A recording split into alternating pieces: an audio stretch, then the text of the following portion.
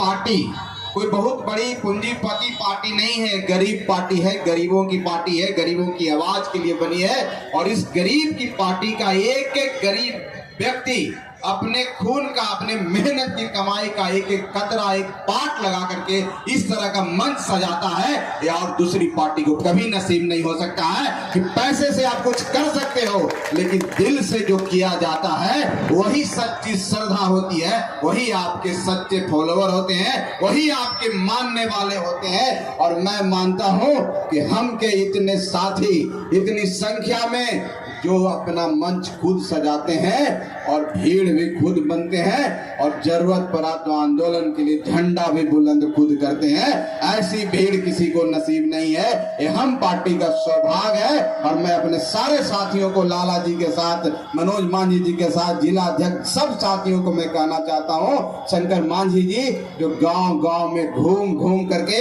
आपने इतनी मेहनत कर करके लोगों को जागृत करने का काम किया और जो यहाँ आ करके हम सबका मान सम्मान बढ़ाने का काम किया। साथियों, ये लड़ाई हमने छेड़ी है, हम पार्टी ने लड़ाई छेड़ी है और ये लड़ाई तब तक चलती रहेगी जब तक हमारे एक एक गरीब के चेहरों पर मुस्कान नहीं आएगा, जब तक एक एक गरीब की समस्या का समाधान नहीं होगा। हम लोग जब यहाँ बैठे हुए थे तो हमारी माता बहनें आई थी समस्याएं लेकर के।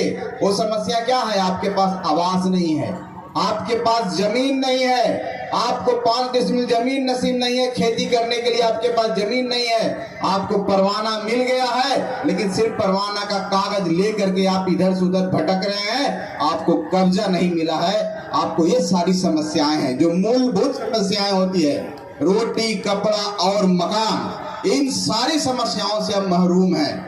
बाकी तो पैसा ये सब तो बहुत ऊपर की चीज है, गरीब आदमी दिन रात मेहनत करके कमा लेता है, लेकिन ये जो बेसिक सुविधाएं हैं, जिसको मूलभूत सुविधाएं कहती है, उससे भी हमारे गरीब महरूम है और वो हम लोग पर टकटकी भरी निगाहों से देख रहा है। तो मैं आप सबको आश्वस्त करने आया हूं कि हम आपकी लड़ाई लड़ने के लिए तैयार है, हम आपकी लड़ाई लड़ने के लिए बना है। इस संगठन का नाम इसलिए हम पड़ा है कि हम सब गरीबों को एक साथ लेकर चलने में विश्वास रखते हैं, चाहे वो गरीब अल्पसंख्यक भाई हो, चाहे वो गरीब स्वर्ण भाई हो, चाहे सिख हो, चाहे ईसाई हो, सब हम हैं और सब हम मिलकर के इनकलाब बने हैं, तभी जिंदाबाद होता है। और हम सब गरीबों की लड़ाई लड़ने के लिए आगे बढ़ चुके हैं।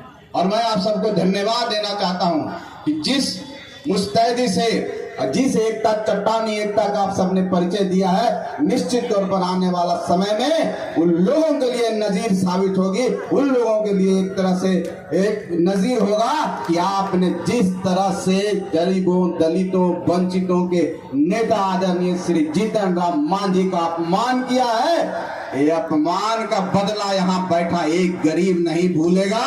समय आने पर वो अपमान का बदला लेगा वोट के माध्यम से, क्योंकि आप गरीब को अपमान कर सकते हैं, अपमानित कर सकते हैं। गरीब में इतनी सहनशीलता होती है, सहने की इतनी क्षमता होती है, क्योंकि वो 2 वक्त की रोटी कमाने के लिए रात दिन अपना खून और पसीना बहाता है, अपना खून सुखाता है, तो 2 वक्त की रोटी नसीब होती है। उसके अंदर तो इतनी सहनशीलता होती है कि धूप में भी दिन भर खड़ा होकर के खेतों में हल जोत करके उससे अन्न उपजाता है, तो लोगों को पेट भरता है। तो गरीब को आप अपमानित करोगे, उनकी आत्मा को अपमानित किए हैं, वो कभी आपको नहीं छोड़ेगा। ये आह जो है, ये जो पाठ है, आपको ले डूबेगा। यही कहने के लिए हम लोग इस तरह की सभा और आप सबको कहने जा रहे हैं साथियों कि जब जीतन राम मांझी का सम्मान नहीं यहाँ पर सुरक्षित है, तो आप सोचिए आपका क्या होगा। जो जीतन राम मांझी, जिनका करियर 40 साल का है, जो आज इस बिहार में सबसे ज्यादा दिन जो राजनीतिक रूप से आज विधायक है, सबसे लंबा सफर है, इनसे ज्यादा कोई अभी इस विधानसभा में नहीं है। ऐसे व्यक्ति को आप बोलने नहीं देते हैं, ऐसे व्यक्ति को आप कहते हैं कि मूर्ख हो तुम, ऐसे व्यक्ति को कहते हैं तुम बैठ जाओ। उनका संवैधानिक हक है, हमको बाबा साहब अम्बेडकर ने अधिकार दिया कि हमको बोलना है, अपनी बात को रखना है, और आप उसको डरा रहे हो कि बैठ जाओ, तुम बोल नहीं सकते हो, तुमको अकल नहीं है। इस जो मानसिकता है, जो सामंती मानसिकता है, इसको हम लोग को गांठ बांध के रखना है साथियों। अब आने वाला समय में इसका जबरदस्त जवाब देना है वोट के माध्यम से। यही याद दिलाने आप सबको आए हैं, यही याद दिलाने आए हैं कि किस तरह से एक सरकार जो कहती है कि हम गरीबों और दलितों को हितैषी हैं, अरे कैसा हितैषी हैं आप शराबबंदी के नाम पर किसी भी टोले में चले जाते हैं, पुलिस जाती है और हमारी माता बहन जो बेचारे कभी दारू नहीं पीते हैं, शराब नहीं पीते हैं, उनके घर में मेहमान आया हुआ होता है, उनका दामाद आया हुआ था, उसको घसीट करके थाने ले जाके बंद कर देते हैं। होता है कि नहीं होता है? ये अन्याय है कि नहीं? ये हमारे सम्मान के साथ समझौता है कि नहीं? इसी की लड़ाई लड़ने के लिए हम निकल पड़ा है। हम डर से सो नहीं पाते हैं, लगता है कि कब पुलिस आ जाएगी।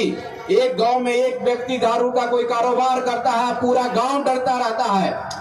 अरे भाई, जो गलत करता है उसको पकड़ो ना, जो बेगुनाह है, जो कभी जीवन में शराब नहीं पिया है, उसको आप पकड़ने का कोशिश करते हो, उसको डराने का कोशिश करते हो। ये पाप छिपेगा नहीं, ये पाप 24 और 25 में आपके ऊपर इतना बुरी तरह से गिरेगा कि आप शून्य पर आउट हो जाओगे, आपको कोई नाम लेने वाला नहीं रहेगा। क्योंकि गरीब ही गरीब मालिक होता है, गरीब ही वोट दे करके आपको जिताता है, और गरीब ही है जो आपको मालिक बनाता है, आपको सर पर ताज देता है। और जिस दिन गरीब का आह लगेगा, आह लग जाएगा, उस दिन ये ताज कहां गिरेगा, आप कहां जाओगे, कोई नहीं बता सकता है साथियों। आप देखे होंगे, हमारे एक नेता बोल रहे थे, एक टोल फ्री नंबर आया है, आपके घर के भी साथी हमारे यहाँ बैठे हुए कोई फोन कर देगा कि फलना घर में शराब बिकता है, शराब है, पुलिस पहुंच जाती है, पुलिस कहती है हमको कुछ पता नहीं है, हमको तो ऊपर से आदेश आया। अरे भाई, ये कैसा आदेश? हम लोग कभी जीवन में शराब को छुए नहीं, और आप शराब के नाम पर डरा रहे हो, पुलिस हमारे घर पहुंच रही है। ये अन्याय है कि नहीं? इस अन्याय के खिलाफ लोगों को लड़ना होगा, और लड़ाई बहुत लंबी है साथियों, इसलिए हम सबको इकट्ठा होना होगा और एक होना होगा। एक गरीबों का सम्मान की बात है, गरीबों का अभिमान की बात है, और हम लोग बाबा साहब अम्बेडकर जी के वंशज हैं, हम लोग दशरथ मांझी जी के वंशज हैं, जो पहाड़ का सीना चीर करके रास्ता बना सकते हैं। तो ये निकम्मी सरकार को हटाने में हम लोग को कितना देर लगेगा? हम लोग हटाएंगे ना, ऐसी सरकार को हम लोग को हटा के फेंकना है। इसलिए हम लोग आप सबको लेके आए हैं साथियों, आप सबके बीच में घर घर जाके, जन जन के पास जा करके ये आवाज बुलंद करने के लिए हम लोग आए हैं कि हम लोग का साथ दीजिए, हम की लड़ाई में आप साथ दीजिए।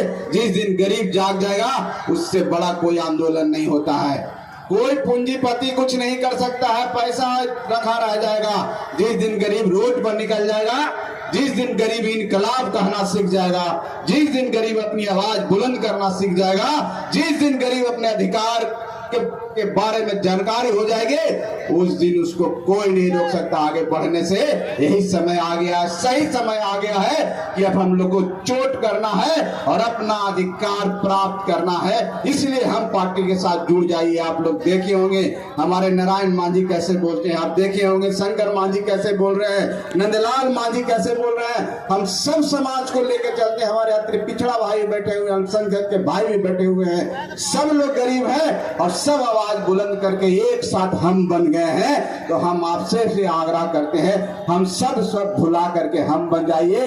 एक नई समय आएगा, एक नई शाम से सुबह होगी, और हमारे लोग एनडीए में हैं। एनडीए में सरकार आदरणीय श्री नरेंद्र मोदी जी का भी साथ हम लोग को लेकर चलना है, क्योंकि उन लोगों ने गरीबों के प्रति जो सम्मान दिखाया है।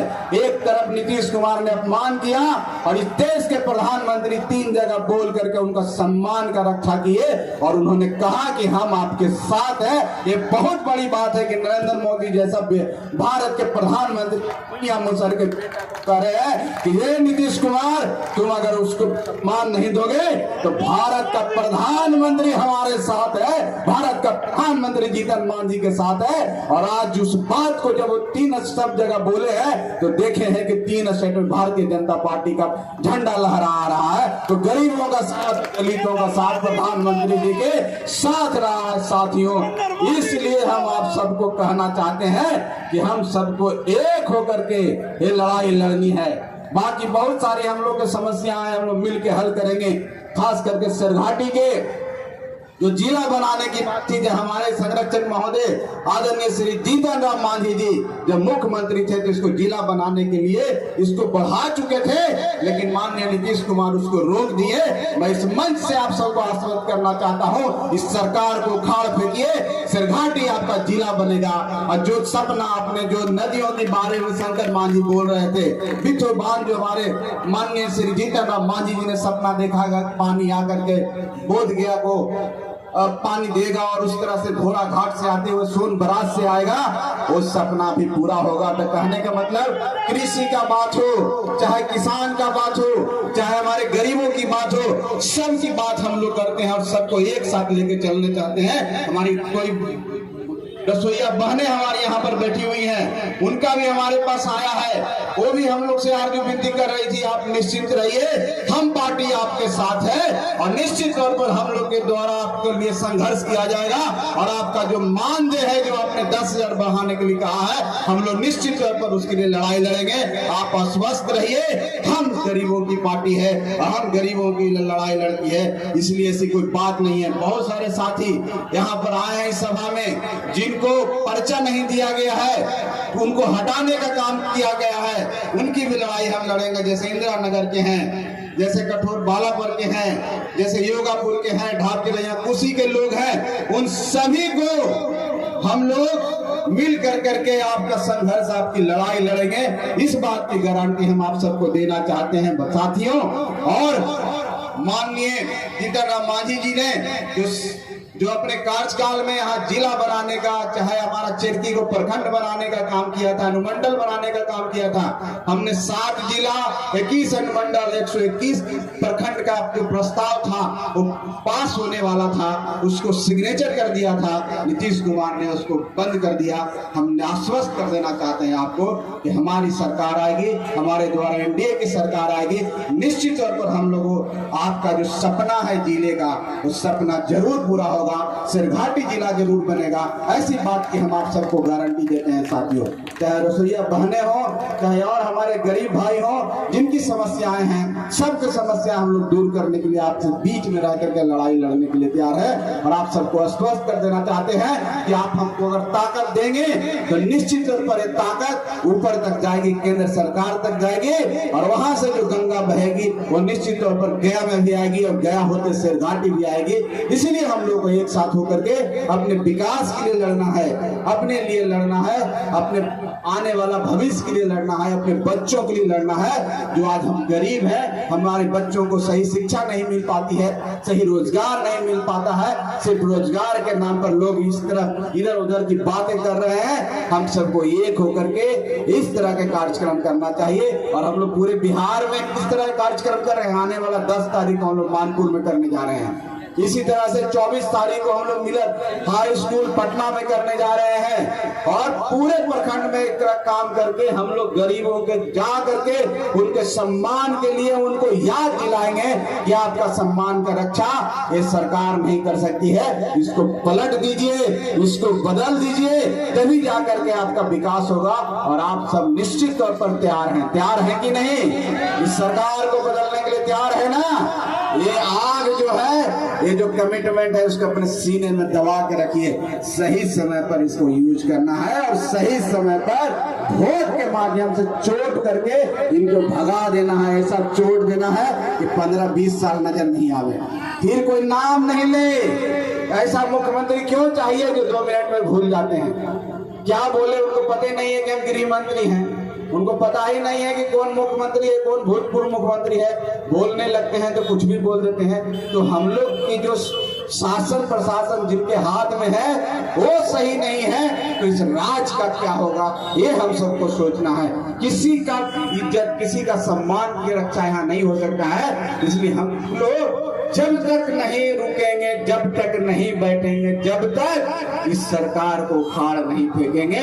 इसी संकल्प के साथ हम लोग ने इस संकल्प सभा का आयोजन किया है। और आपके बीच में जा जाके आप सबको आरजू और विनती कर करके हम लोग यही कहने कहने आए हैं कि अभी समय आ गया है, सबको एक हो जाइए, हम बन जाइए और हम मिलकर के एनडीए की नई सरकार बिहार में भी बनाएंगे और केंद्र में भी बनाएंगे। और निश्चित तौर पर आपका आशीर्वाद मिलेगा तो हम का कोई व्यक्ति गया का सांसद बन सकता है, गया से कोई मंत्री बन सकता है। चाहे एनडीए के द्वारा कोई भी व्यक्ति आएगा उसको हम लोग पूरे मुस्तैदी के साथ सपोर्ट करेंगे और उसको दिल्ली तक भेजने का काम करेंगे। इन्हीं संकल्प के साथ हम लोग इस तरह का संकल्प यात्रा किए हैं और आगे भी चलते रहेंगे। चलिए, आप सबको बहुत धन्यवाद कि आप सबने इस तरह का कार्यक्रम का आयोजन किया। खास करके आयोजक मंडल के जितने भी हमारे सदस्य हैं, आप सब यहाँ उपस्थित हुए हैं, सुबह से आप लोग हैं। वाकई में आप लोग के खैर के जज्बे को मैं सलाम करना चाहता हूँ। इसका कोई जवाब नहीं है कि आप भूखे प्यास से रह करके आप यहाँ आके बैठे हैं। निश्चित तौर पर गरीब ही पुरुषार्थी होता है और जब पुरुषार्थी व्यक्ति आगे बढ़ने का सोचता है तो कुछ भी कर सकता है। ये सत्ता और सरकार क्या है, हम कुछ भी कर सकते हैं। बहुत बहुत धन्यवाद। जय हिंद। हिंदुस्तानी आवाम मोर्चा सेकुलर जिंदाबाद।